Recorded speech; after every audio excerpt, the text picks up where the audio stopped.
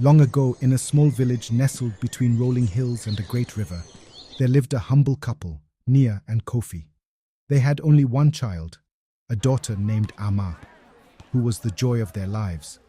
Amma was a radiant girl, full of life and dreams, her laughter echoing through the trees like the sweetest song. Though their lives were simple, they raised Amma with love, teaching her the values of kindness, resilience, and respect.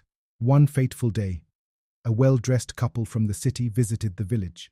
They introduced themselves as Mr. and Mrs. Obeng, distant relatives of a village elder. The Obengs spoke with smooth tongues, promising wonders of the city. They claimed they were looking for a young girl to stay with them and attend school, where she could receive the finest education and opportunities. "Amma is a bright child," said Mrs. Obeng. "With our help, she could become someone great and send blessings back to your home." Nia and Kofi hesitated, torn between fear and hope. They wanted the best for their daughter, but were uneasy about sending her far away. However, their dreams of a better future for Amma won over their doubts. After heartfelt goodbyes and assurances of frequent visits, they entrusted their daughter to the Obengs, unaware of the darkness hidden beneath their promises. In the bustling city, Amma's life was nothing like she had imagined. The grand house of the Obengs, with its marble floors and glittering chandeliers, quickly revealed its cracks. Amma was not treated as family, but as a servant. "Fetch water," barked Mrs. Obeng. "Clean the floors," shouted Mr. Obeng.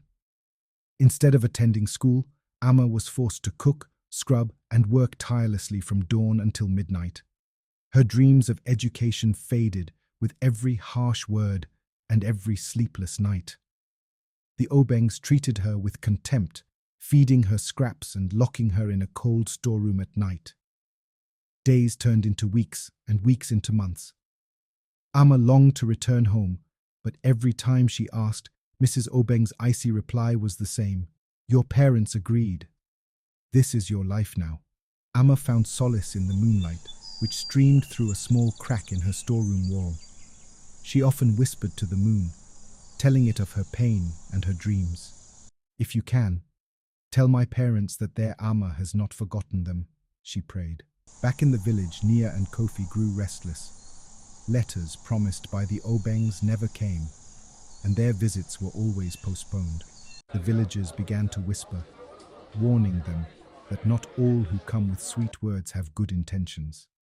One night, Nia had a vivid dream. She saw Amma standing under a full moon, tears streaming down her face. "Mama, Papa, find me," she begged. Nia woke up with a start, her heart pounding. She knew something was wrong. Kofi, though skeptical of dreams, could not shake his unease. They decided to travel to the city to see Amma.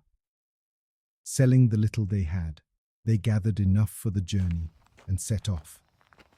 When they arrived unannounced at the Obeng's house, they were shocked to find Amma scrubbing the floors, her hands blistered, her face pale and thin.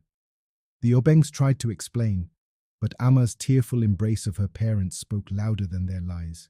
"You promised us a better life for her," Kofi said, his voice trembling with anger. "And this is how you repay her trust?" Nia cried. The Obengs, caught off guard, tried to dismiss them, but the determined parents refused to leave. The truth of Amma's suffering spread, and the Obeng's reputation crumbled. Amma returned to the village with her parents, greeted with love and celebration. Though her experiences in the city had scarred her, she found strength in her family's embrace and the wisdom of the elders. She vowed to pursue her dreams on her own terms and to warn others about the dangers of false promises. And so, Amma's story became a lesson for generations to come, reminding everyone that not all glittering offers are gold, and that the strength of family and community can overcome even the deepest betrayals. Under the moonlight of their small village, Amma often whispered her gratitude to the stars. Though she bore the scars of her journey, she was home, safe, and free to dream once more. Please like, comment, and don't forget to subscribe.